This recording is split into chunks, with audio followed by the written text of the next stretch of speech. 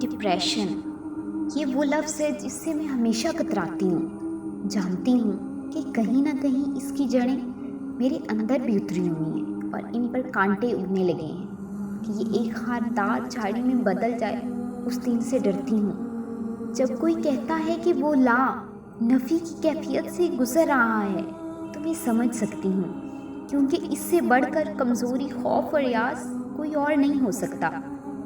اب مسئلہ یہ ہے کہ اس بیماری، اس مرض سے جان کیسے چھڑوائیں۔ یہ لکھتے ہوئے ایک سرد آہ بھری ہے تو سب سے پہلے آتا ہے ماہر نفسیات، جس کی فیس اور یہ گارنٹی نہیں کہ آگے بہتری ہوگی یا نہیں۔ میں نے ہمیشہ سے یہ سوچ کر کبھی رابطہ نہیں کیا۔ پھر آتا ہے اللہ کا راستہ، یعنی سجدے کیے جائیں۔ یہ سکون بھی کچھ کے لیے وقتی ہوتا ہے، جیسے میرے لیے۔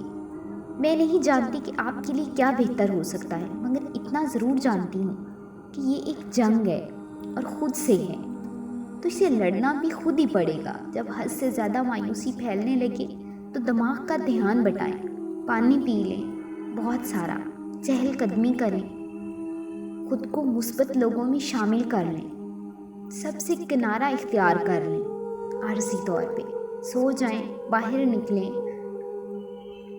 زندگی کا ایک مقصد متعین کریں، اس میں خود کو مصروف کر لیں، لکھیں اور لکھتے جائیں، خدا کا شکر ادا کریں جس سے آپ کو محبت ہے، اس کا تصور کریں، سونے سے قبل دن کا احتساب کریں، کچھ نہ کچھ نیا ضرور ہوا ہوگا، بہت کچھ سیکھا ہوگا، اور اگر یہ سب بھی نہ ہو پائے تو پانی میں برف ڈالیں اور کسی کھلے برتن میں ڈال کر چہرہ ڈبو لیں۔